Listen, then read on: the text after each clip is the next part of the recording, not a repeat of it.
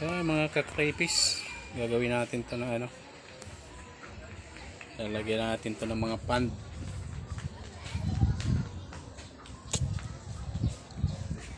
Nasa rooftop.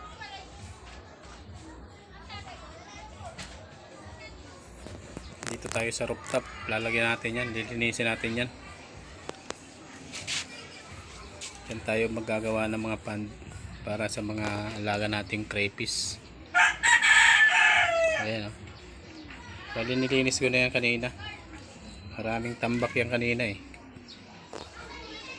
Ito. Ayan. Dito tayo sa may ano, para may mga halaman na laman. Ayan, ayan. Para yung mga crayfish natin makakuha ng oxygen dito sa mga halamanan. Ayan, lilinisin pa natin yan. Diyan natin isi-set up yung ating bibiling ano,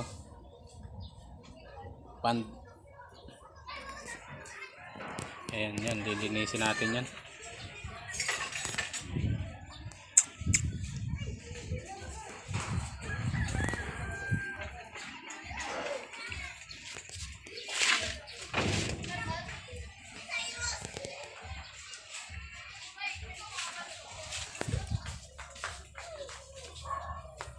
Ayan. Bali yan, dito tayo maglalagay. Susukatan natin to.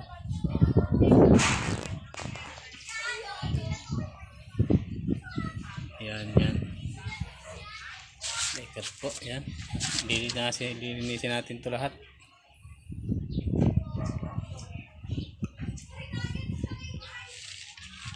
Dito tayo sa rooftop.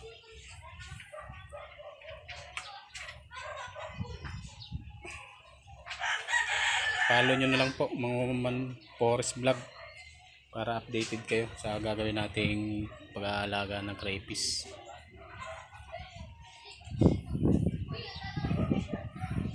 Para may idea rin ho kayo pag nagsimula kayo. I-update ko po kayo pag nalagyan na natin ito ng pan, tapos lalagyan natin ng mga crayfish. Yan, lilinisin ho muna natin yan. Yun lang po. Yun lang po muna.